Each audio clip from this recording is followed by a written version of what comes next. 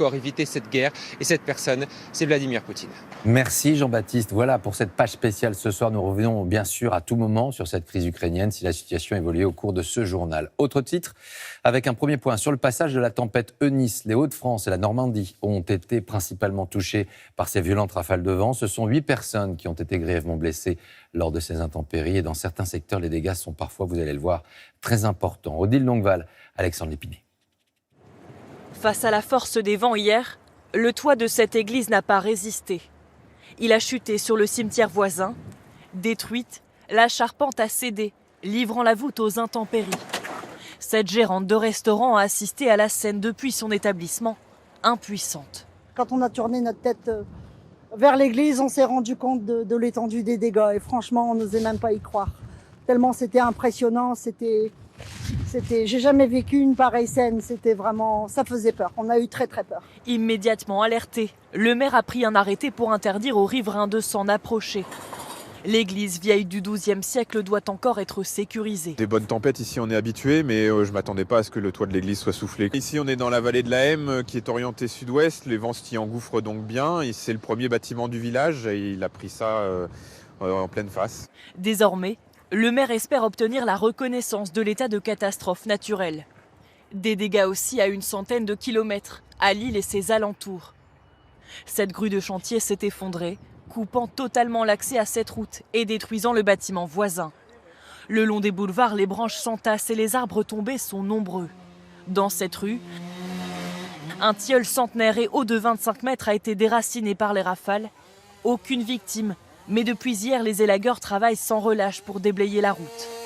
L'arbre s'est couché, il s'est couché sur les voitures aussi, un peu sur les bâtiments. Et voilà, on a mis toute la soirée d'hier soir et puis aujourd'hui aussi pour essayer de le déblayer. La tempête Eunice est passée, mais elle laisse derrière elle des rafales pouvant encore dépasser les 100 km/h dans le Nord-Pas-de-Calais jusqu'à lundi. Et ce soir, ce sont toujours 25 000 foyers qui sont privés d'électricité dans les Hauts-de-France. Une tempête qui a touché le nord de l'Europe, faisant au total 14 morts. Le Royaume-Uni, mais également le Benelux, constate les dégâts depuis ce matin. Le trafic Thalys a été interrompu avant de reprendre à la mi-journée. Maëlys Septembre, Clément Dubrul. Les côtes britanniques, battues par des vents d'une force inédite jusqu'à 200 km/h. Et dans les terres, des rafales tout aussi dangereuses. Là, retournant ce camion et le traînant sur plusieurs mètres. Ou encore ici, énorme frayeur pour cet automobiliste. Il échappe de peu à la chute d'un arbre. Près de Londres, c'est aussi un arbre qui surprend ce bus. Il est frappé de plein fouet. La maison de ses habitants également.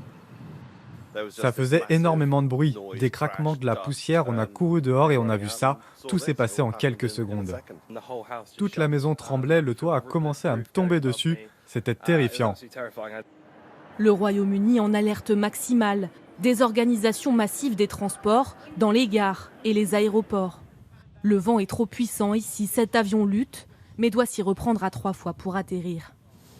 Dans sa course vers l'Est, la tempête Eunice a aussi frappé durement la Belgique, à l'image de cette grue, encastrée dans le toit de cet hôpital à Tournai.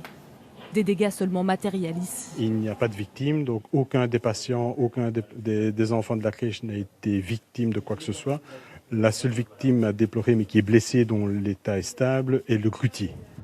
D'énormes dégâts aussi aux Pays-Bas, où Eunice s'est muée sur la côte en tempête de sable. L'ensemble du réseau ferroviaire a été touché. Dégager toutes les voies prendra du temps, tout comme réparer le toit du stade de foot de La Haye, arraché par le souffle de Nice. Même si le vent souffle encore fort aujourd'hui, toute l'Europe du Nord commence à nettoyer les débris, les tôles, les arbres tombés. Ce soir, le bilan humain s'est encore alourdi, avec au moins 14 morts à cause de la tempête Eunice. Ce nouveau rebondissement maintenant dans l'affaire Jeffrey Epstein, l'ancien agent de mannequin, le Français Jean